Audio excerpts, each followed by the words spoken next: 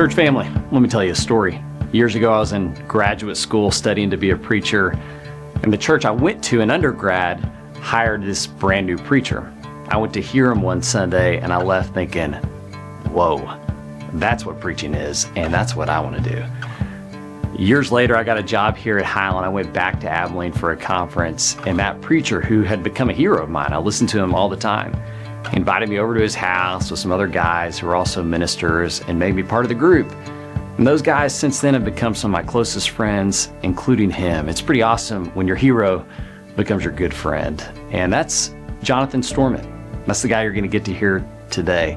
Jonathan preaches at the Pleasant Valley Church in Little Rock, and today he and I have swapped pulpits, and I guarantee you're getting the better end of the deal. I look up to Jonathan in so many ways. I mean, not physically because he's a lot shorter than me, but in pretty much every other way.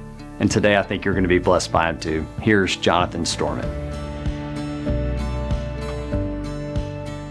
I love your preacher. I sincerely do. I think he's one of the best in our whole tribe. Take care of him and Lindsay. This was actually my idea because I wanted my church to know Eric.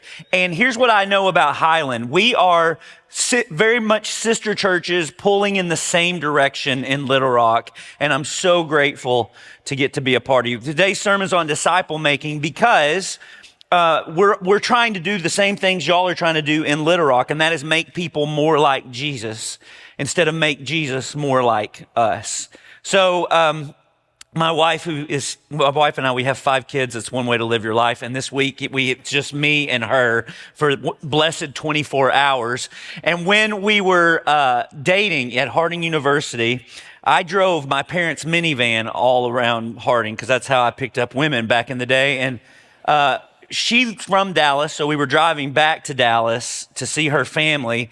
And back then on I-30, the speed limit was 70 miles an hour, but I didn't want to go 70 miles an hour. I wanted to go fast. I just didn't want to get a ticket. So we came up with this idea that we would go behind other cars that were speeding, because if a cop got behind us, they'd give the ticket to the lead car. You know, what cop would break that code? Well, we found one 2 hours into driving. Texas Highway Patrolman gets behind me, blue lights, pulls me over, makes some kind of hand gesture. And then I pull over, he goes on up, makes the hand gesture to me and goes on and pulls over the other 2 cars about a quarter of a mile up on the shoulder of the interstate. And we're just sitting there. And after a few minutes, my wife says, "Babe, he wasn't pulling you over." And I was like, "Honey, I think he was, because he made that whole hand gesture thing." And she said, "No, he was saying, thank you for letting me by." And I was like, well, I look like an idiot just sitting here on the side of the interstate. He's probably wondering what we're doing. So like a law-abiding citizen, I put my blinker back on and merged back into traffic. And as we passed him talking to the other cars, we returned the hand gesture. Well, this dude throws his hands up in the air, runs back to his car, punches it, lights on, sirens going, and flies past us going 100 miles an hour. That's when I realized he thinks we're running from him. In my parents' Astro van, he thinks we're running from him. So I pull over on the shoulder. He pulls over on the shoulder way ahead because he's going 100 miles an hour, backs up a quarter of a mile, gets out of his car, opens my parents' van door, pulls me out, throws me on the side, and begins to frisk me. And there's something that happened to me when I was getting frisked, that something snapped inside of me. And I had my own personal Genesis 3 moment where I was like, the woman who was given me, she did this to me. You know, there's something about me that I bet is true about you too. I hate authority. Unless, of course, I'm the one with authority, then I'm a big fan. And the reason I hate authority is because, same reason you do, deep down inside, there's a little Adam in me. There's a little Eve in you. No one can tell me what to do. A few years ago, there was an article written in The Atlantic that, it was this article, Americans' evangelical churches are coming apart. And I had this article shared with me a couple of dozen times. And what was interesting to me wasn't just that it was shared with me, but who shared it. It was friends who were Christians, friends who used to be Christians, friends who never were Christians but knew I was. It was Democrats and Republicans. It was white people, black people, Hispanic people. People from all different backgrounds were sharing this article with me. And in this article, there's this one haunting line. It says, American churches are not Christological. They are sociological, which is big fancy language to just say they're hollow. There's nothing real there. They make Jesus into their own image instead of letting Jesus change them. How is it that we follow the man who is the most world-changing man in human history, and it's not even close? How is it we claim to follow him, and yet we divorce at the same rate, we go to the same websites, we vote the same, we spend our money the same? How is it that we claim to follow that guy and we're not changed? It's because, and this is the sermon in a nutshell, in America, we would rather change Jesus than allow ourselves to be changed by Jesus. On my computer, I keep this picture. The year is 1936. It's a Nazi rally in Germany. And can you see him right in the middle? His name is August. You know, it's not just any Nazi rally. Hitler is there that day, and they are falling all over themselves to show support, except for that guy. And by the way, he's going to die for this. A couple months later, he's going to be executed for refusing to raise his hand on that day. And I think about this guy all the time. What would I have done there? Wouldn't it have been so much easier just to insincerely throw your hand up just to blend in? But he refuses to participate. And I think about this guy all the time. He is a hero to me. Do you know, in Nazi Germany, almost all the Christians went along with it. Do you know that? They went along with the Nazi program. There was only a small group of Christians, about the size of this entire church in all of Germany in the 30s, that refused to cooperate. And they were called the Confessing Church. And they were led, one of their leaders was a guy, a New Testament professor named Karl Barth. And Karl Barth started every seminary course he taught, not with the New Testament, but with an atheist named Feuerbach, who would later go on to invent popcorn. Come on, that's funnier than you just gave it credit for. And Feuerbach's major point was that all religion is just wish fulfillment. It's human projection. In other words, we're anxious about death, so we invent a God who promises us heaven. We like sex, so we invent sex gods. We like war, so we invent war gods. We like beer, so we invent beer gods. Side note, every culture in human history has had a beer god. You don't think that's true, but we call them spirits today. Anyway, he said, no, that's real. There's a reason etymologically why we call it that. But Feuerbach says, all religion is wish fulfillment, human projection. In other words, we're just making this stuff up. And Karl Barth started every class with Feuerbach, and he said, yes, this is true. And it is the true point of departure of all Christian thought. Because if you want a God you make up, you do not want the God revealed in Jesus Christ. If you want a God that endorses everything you like and never rebukes you, never pushes back on your ideas, never calls you out, you do not want this God. His point is, who would invent a God that would put something like Jonah in the Bible? I mean, Jonah, that's against racism and tribalism. And really, if you want to know how well you love God, how well do you love your worst enemies? Jonah's point, summed up in sentences, you can safely assume you have made God in your own image if it turns out God hates all the same people you do. And Bart's point is, who would invent the God revealed in Jesus Christ? He's saying, in other words, you didn't make this stuff up. Now, the interesting thing is, and I think a lot of people miss this, in Nazi Germany, it wasn't just that Nazis were powerful, it was that they were cool. They had taken over every institution. They had taken over pop culture, pop music, Boy Scouts, elementary education. And the Nazis came to the churches and they said, listen, you can keep doing church. We're not going to mess with you. You just have a couple of rules. First rule, you cannot preach from the Old Testament. Second rule, you can never preach mentioning that Jesus was a Jew. And the next Sunday after Hitler gave those rules, Karl Barth stood up and preached a sermon creatively titled, Jesus Was a Jew. And then he mailed the sermon to Hitler.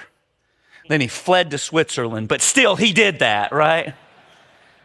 Now listen, and this is the whole point of bringing this up. Hitler was fine with Jesus, as long as it was Hitler's kind of Jesus.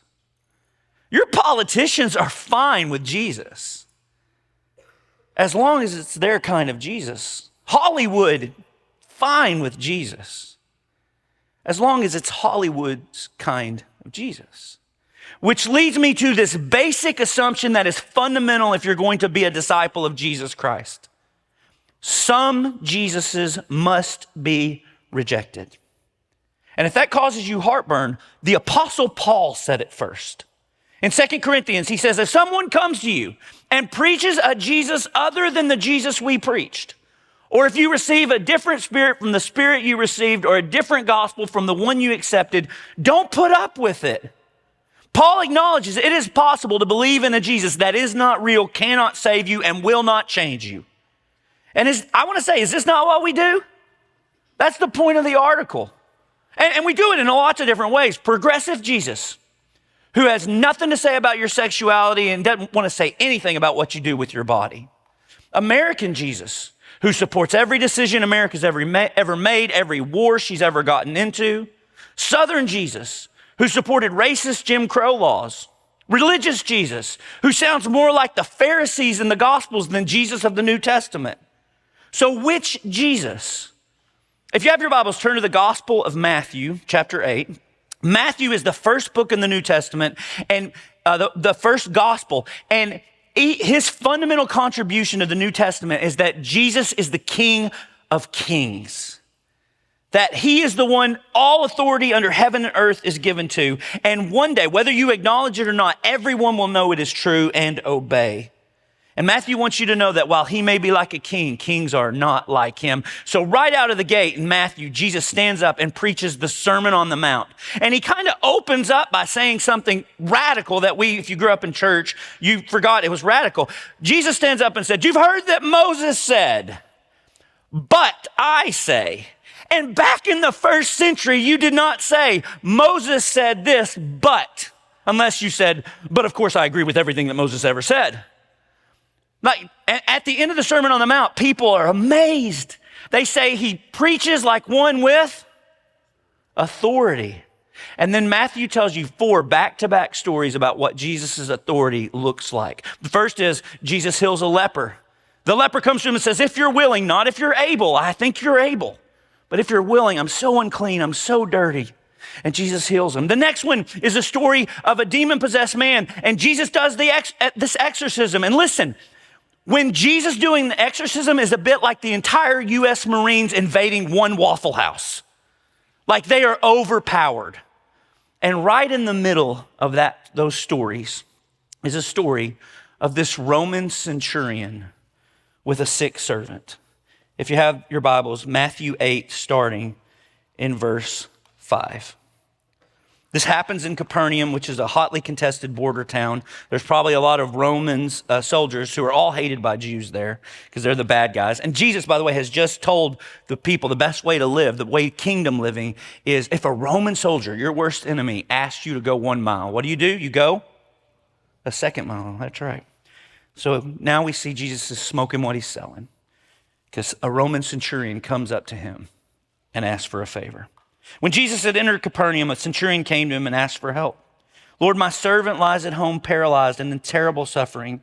And Jesus said to him, I will go and heal him. And the centurion replied, Lord, I don't deserve to have you come under my roof, but just say the word and my servant will be healed. For I myself am a man under authority with soldiers under me. I tell this one, go, and he goes, and that one, come, and he comes. And I say to my servant, do this, and he does it.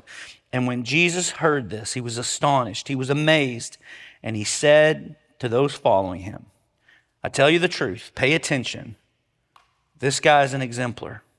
I have not found anyone in Israel with such great faith.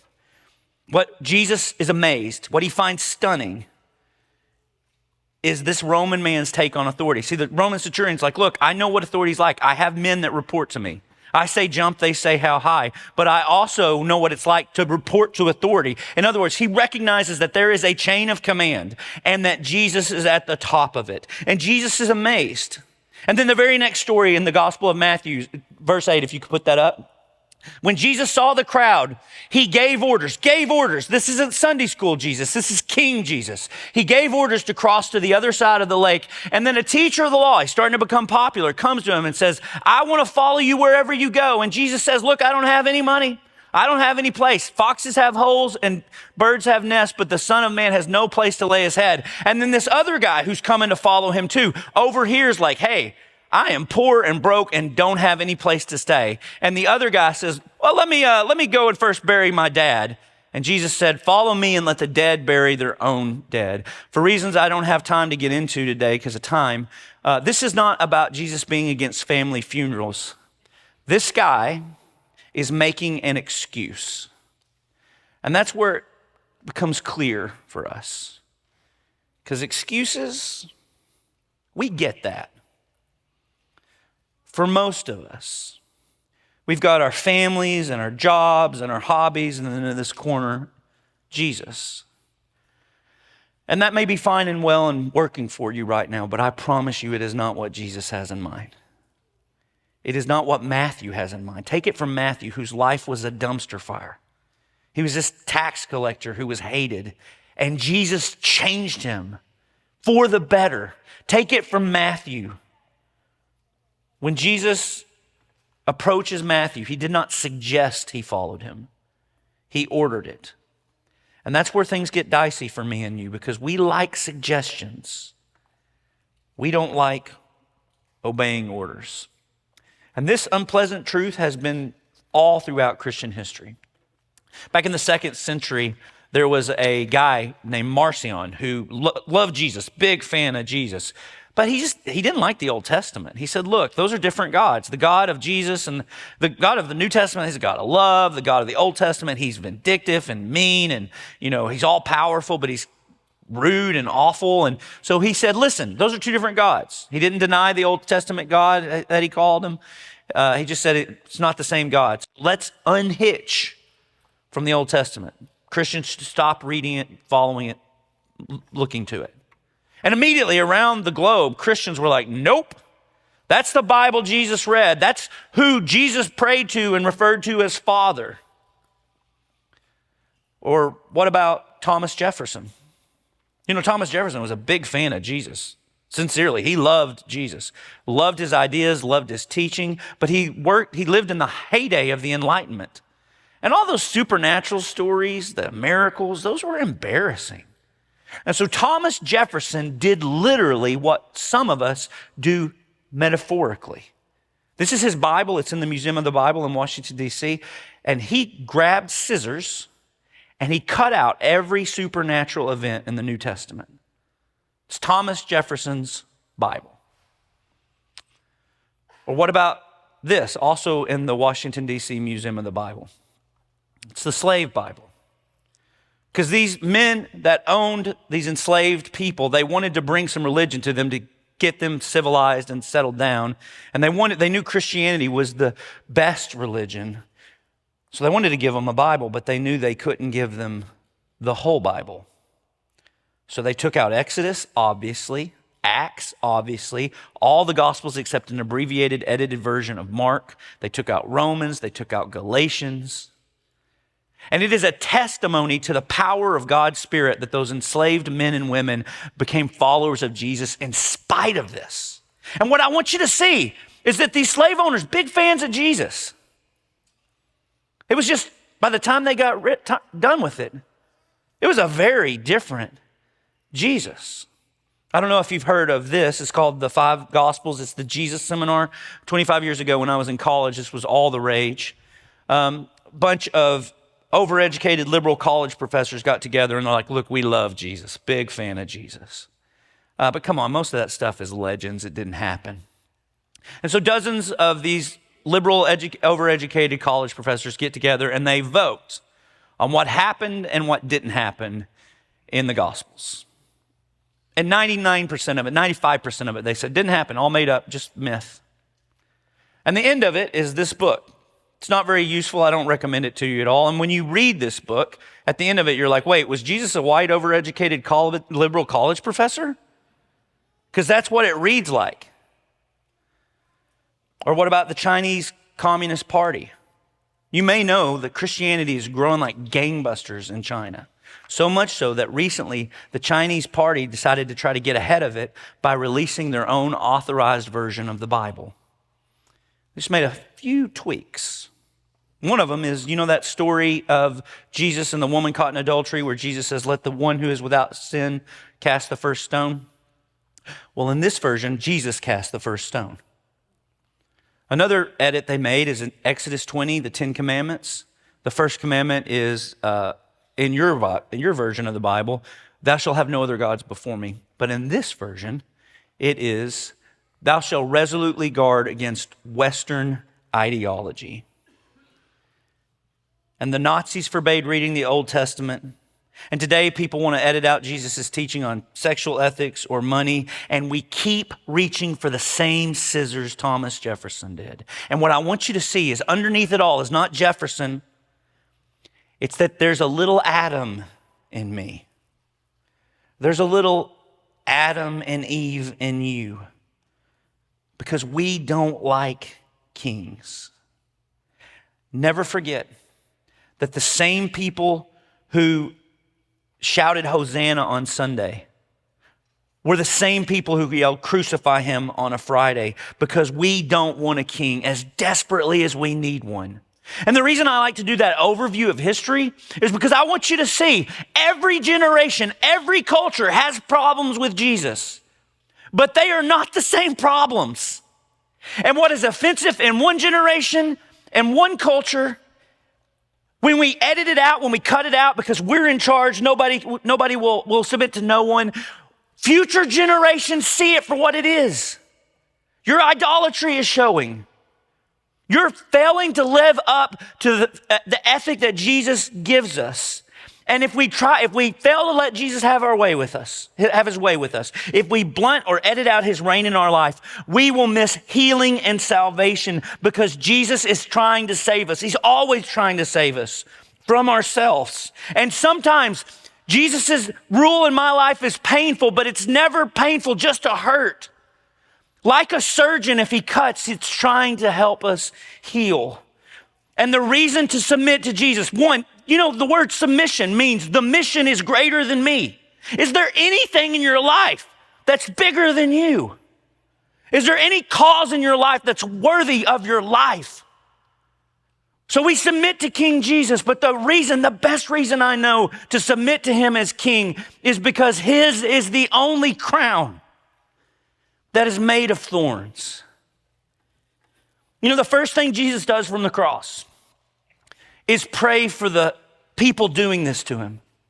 He does not pray for the good and innocent. He prays for the ones doing these things to him, which means there is nothing you can do that can put you beyond the reach of Jesus' prayers, and neither can anyone else. He prays, Father, forgive them. They don't know what they're doing, as if you and I are all caught up in something that is bigger than us that we have not yet comprehended. All four Gospels want us to know that Jesus was crucified between two thieves. This is a deep part of the history about him. Isaiah the prophet said he will be numbered among the transgressors. On that Friday, he was not numbered among the politically connected. He was not numbered among the good, upstanding pillars of the community or the civic leaders or the religious leaders or the business leaders. He was numbered among the transgressors, among the bad elements. He suffered outside the good neighbors and the good neighborhoods, outside the city wall, beyond the pale, cast out from the company of decent people. He was numbered among the transgressors. Jordan Peterson, who's this secular psychologist who has been drawn to Christianity for the last 15 years or so, he said 2 years ago on a Joe Rogan podcast, he said, I can't stop thinking about this story. And Joe asked him why, and he said, it's because it's the sum of all the things human beings are terrified happening to one person in one day. He said, of course, there's no more death more painful than crucifixion. That's why the Romans did it. Plus your best friend betrayed you into it. Plus your people turned against you and they're led by a tyrant who doesn't believe in truth. Plus you're completely innocent and everybody knows it. Plus they chose a criminal to be released instead of you, even though they know he's guilty and they know you're innocent. Plus you're young and you've done nothing wrong and all you've done is help people. He said, that's why we've been captivated by this story for 2,000 years. But what I want you to know is it's not just a story. This happened. The best attested historical facts we have from ancient history, better than even we know that Julius Caesar existed. The best historical ancient fact we know is that Jesus of Nazareth suffered and was crucified under the reign of Pontius Pilate. And all four gospels want us to know that Pilate put above his cross the words, Jesus, King of the Jews. He is the foot-washing, enemy-loving, donkey-riding, sin-hating, sinner-loving, cheek-turning, serpent-crushing king. And his is the shining that your shame cannot extinguish. His is the door where you thought there was only wall. His grace is what comes after you're deserving. His is the hope that comes in the dark. And Matthew wants you to know that while he may be like a king, kings are not like him. Do you know what the earliest Christians were known for? Because they didn't change Jesus. They allowed themselves to be changed by Jesus. This is what the historical document, the fifth book in the New Testament, says about those early Christians. This is reported by their critics. It says in Acts 17, these people have been turning the world upside down, have come here also. They are all acting contrary to the decrees of the emperor, saying there is another king, one named Jesus. When World War II ended, when the Japanese were surrendering to the Allies, the Japanese general and his leadership was on one side of the room from General Douglas MacArthur and his. And the Japanese general walked forward and reached out his hand to shake General MacArthur's. And General MacArthur responded, "Your sword first, sir." Surrender. The biblical word for that is repent. Let Jesus change you. The biblical word for that is discipleship. Stop trying to change Jesus. Surrender. Jesus is King. Lay down your arms. There is no other gospel. Let's be standing for a benediction, church.